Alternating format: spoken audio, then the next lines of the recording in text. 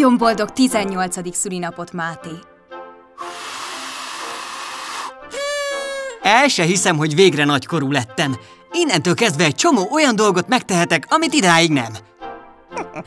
Például részt tudok majd venni a választáson is. Mázli, hogy pont most vagyok 18 éves, és tavasszal van a szülinapom, mert általában ekkora írja ki a köztársasági elnök a választásokat. Ha egy hónappal később születtem volna, most várhatnék egy jó darabig, hiszen általában csak 4 évente vannak országgyűlési választások. Na, milyen lelkesít valaki. Még a végén a következőn már te is jelölteted magad képviselőnek. Éppenséggel lehetne, mert mostantól nem csak hogy szavazhatok, hanem én is választható vagyok. Amikor én magam szavazok, akkor az aktív, amikor pedig rám szavaznak, akkor a passzív választójogommal élek. Ahhoz persze, hogy tudjanak rám szavazni a választásokon, előbb ajánlóíven minimum 500 aláírást kellene gyűjtenem. Na de vissza az aktív választójoghoz. Nem elég, hogy 18 vagyok, az is szükséges, hogy magyar állampolgár legyek, és hogy bírósági ítélet alapján ne legyek eltiltva a részvételtől. De egyébként általános választójog van, tehát más nem kell hozzá. Emellett egyenlő is a választójog, vagyis mindenkinek a szavazata ugyanannyit ér. A szavazás titkos, tehát név nélkül voksolok, illetve közvetlen is, azaz egyből a jelöltre adom le a szavazatomat.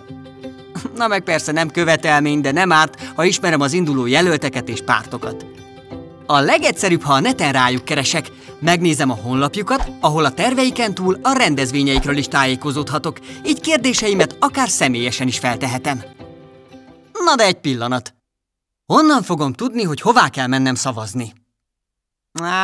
Hát persze! A Nemzeti Választási Irodától kap minden választópolgár egy levelet. Ebben írják le, hogy melyik szavazókörbe tartozom. Az is szerepel benne, hogy ha nem a lakóhelyem szerinti szavazókörben szeretnék szavazni, azt előre jeleznem kell. Például külföldről is lenne lehetőségem szavazni. Ilyenkor a magyar külképviseleteket kell felkeresnem az adott országban. De szerencsére akkor itthon leszek. Máté, siess! Indulunk szavazni! Oké, jövök!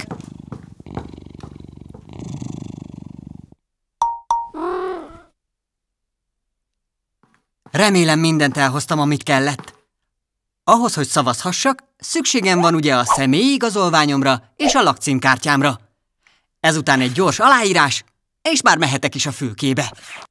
De jó, első szavazóként még egy kis ajándékot is kapok.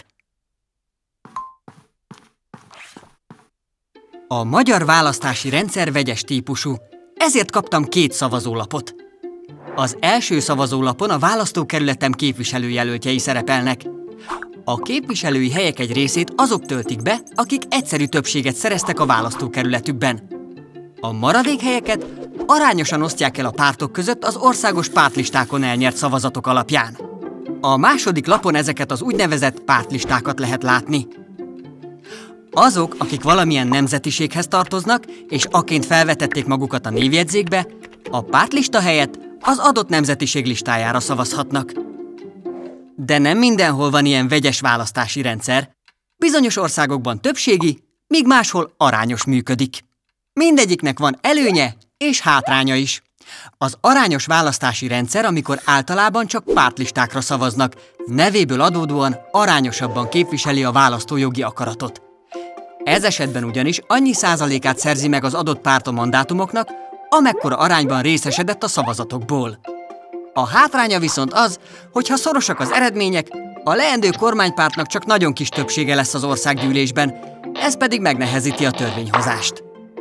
Ilyen rendszer működik például Olaszországban, Spanyolországban, Dániában és Svédországban is. A többségi választási rendszerben egyéni jelöltekre szavaznak. Ők általában valamelyik pártnak is a tagjai. Így, ha egy adott párt népszerű az országban, akkor várhatóan annak a pártnak a jelöltjei aratnak győzelmet a legtöbb választókerületben. Ennek előnye, hogy így egy párt ideális esetben könnyebben szerezhet jelentős többséget az országgyűlésben, így egy stabilabb kormány állhat fel. Ez viszont egyben hátrányként is értelmezhető, hiszen egy választókerületből csak egy valaki kerülhet be az országgyűlésbe, így a kevésbé népszerű pártok jelöltjei lehet, hogy egyáltalán nem kapnak helyet a parlamentben, hiába szavaztak sokan rájuk. Többségi választási rendszer működik az Egyesült Királyságban, Kanadában és az Egyesült Államokban. A Magyarországon is használt vegyes rendszer előnye, hogy egyesíti a két típus előnyeit. A szavazás nálunk egyfordulós, úgyhogy jól meg kell gondolnom, kire szavazok. Mivel pedig, ahogy azt már említettem, a választás titkos, a voksomat most egyedül fogom leadni. Gyere, Máté, most kezdődik a választási műsor a tévében. Már vannak részeredmények. Na, már egészen jól áll a feldolgozottság. Mindjárt kiderül, hogy hogyan is fog felépülni az országgyűlés, hogy hogyan is oszlanak majd el a mandátumok. A Magyar Országgyűlésben összesen 199 képviselői helyet lehet szerezni a választások során. Ebből 106-ot a választókerületekben többséget szerzett egyéni képviselőkkel töltenek fel, 93-at pedig az országos lista alapján.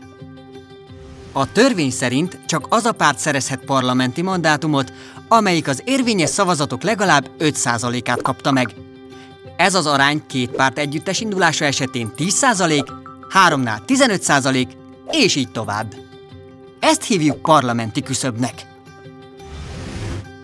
Ha egy egyéni jelölt végül nem szerez mandátumot, a rá leadott voksok úgynevezett töredékszavazatokká válnak, amelyek hozzáadódnak a jelölt pártjának listájához.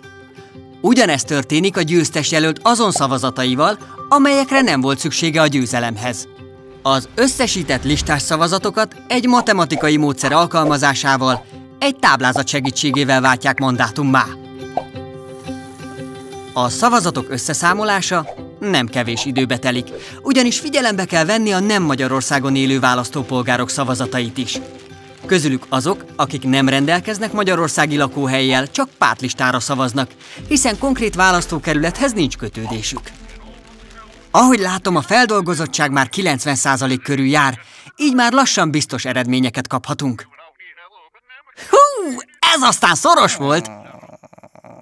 Persze az eredménynek nem örülhet mindenki, de így működik a demokrácia. Azért jó érzés, hogy a szavazatom által valamennyire én is befolyásolhattam az ország dolgainak alakulását.